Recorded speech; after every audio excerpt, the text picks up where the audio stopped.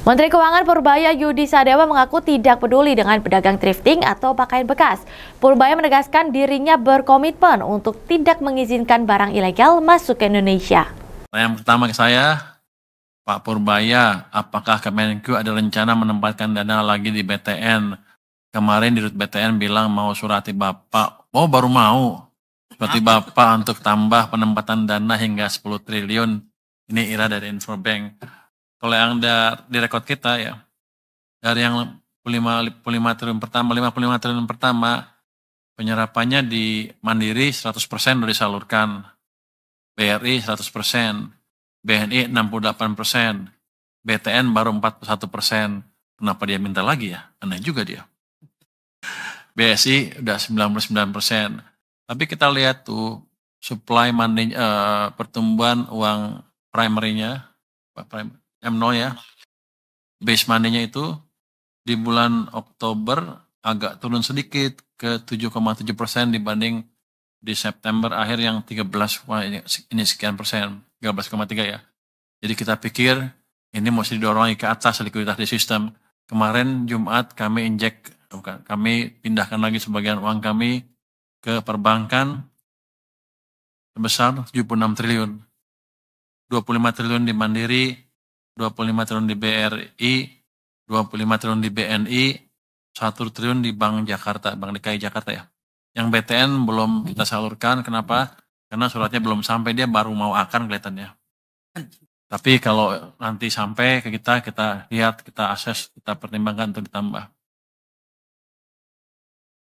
Yang kedua, dari penempatan dana 200 triliun ke perbankan, udah terrealisasi berapa banyak? Udah selesai nih ya, sama ya, Debri, Kompas sama.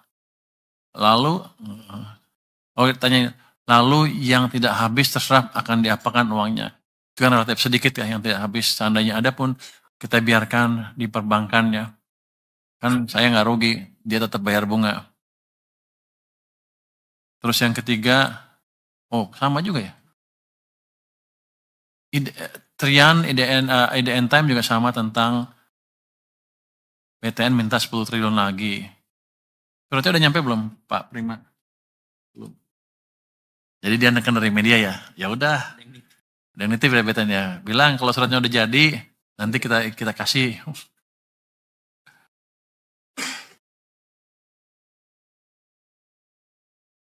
Ada pertanyaan dari Magdalena RRI tentang kenaikan gaji PNS tahun depan. Bagaimana responnya? Nanti kita nilai dan kita akses ya. Kita diskusikan nanti begitu suratnya sudah masuk. Sudah mengirim surat, sudah sampai kemana? Pak Luki sudah masuk. Dari PAN RB menaikkan gaji tahun 2002. Silakan Pak Luki coba jawab yang itu. Nanti ya, oke itu nanti jawab Pak Luki. Pak Purbaya, beberapa pedagang thrifting meminta thrifting untuk dilegalkan dan mereka berjanji untuk membayar pajak. Tanggapan Bapak? Tanggapan saya nggak perlu dengan bisnis thrifting. Yang saya kendalikan adalah barang ilegal yang masuk ke Indonesia. Saya akan membersihkan Indonesia dari barang-barang ilegal yang masuk yang ilegal. Thrifting kan kalau barang bekas kan dilarang kan. Sudah jelas itu ilegal. Jadi nggak ada hubungannya bayar pajak apa nggak bayar pajak. Itu barang ilegal. Menurut Anda apa? Kalau saya menagih pajak dari ganja misalnya, apakah jadi barang jadi legal? Kan enggak. Kira-kira gitu Pak padanannya. Jadi itu utamanya ya. Pak Purbaya, tadi dari Alif Rahman ya. Pak Purbaya dari Alif Rahman lagi.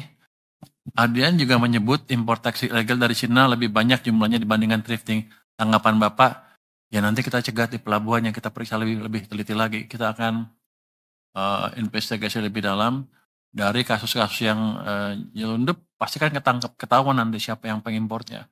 Kalau dulu bisa lepas, ke depan nggak bisa lagi. Jadi memang kalau ilegal ya kita beresin. Terus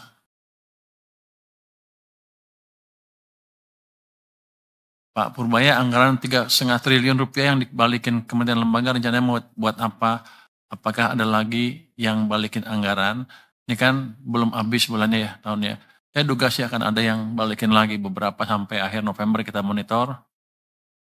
Rencananya ya kita lihat ada nggak yang bisa spend lebih cepat nanti kalau di November, Desember bisa spend kita salurkan ke sana. Tapi kalau enggak ya kita gunakan untuk mengurangi defisit anggaran kita supaya lebih terkendali. Nomor 9, Pak Menkyu. Gubernur BI mengundang Menkyu atau perwakilan dalam RDG setiap bulan untuk sinergi fiskal moneter. Apa urgensinya? Apakah forum KSSK tidak cukup? Grace dari Bloomberg. Kalau kita lihat nih, ini bagus untuk sinergi fiskal moneter lebih dalam lagi. Apa urgensinya? Ya emang di undang-undangnya dibolehkan. Jadi kita berterima kasih kepada Bank Sentral yang sudah mengirimkan surat undangan ke kita. Dan undangan tersebut sesuai dengan Undang-Undang BI nomor 43 ayat 1A, di mana tertulis RDG dapat dihadiri seorang menteri mewakili pemerintah dengan hak bicara tanpa hak suara.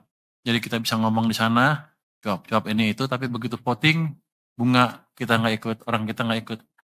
Yang pergi ke sana kemarin Pak Thomas, kemudian dia sedang pergi, jadi saya nggak bisa jawab lebih detail apa yang dibicarakan di sana, tapi saya pikir sih ini suatu perkembangan yang positif.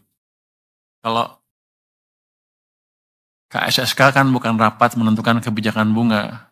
Kalau ini kita kirim orang ke sana pada saat rapat penentuan kebijakan bunga.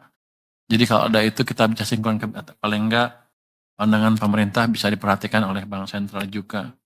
Ini sudah didesain oleh para pembuat undang-undang kita, jadi kita hanya ikut aja. Ini bukan hal yang baru.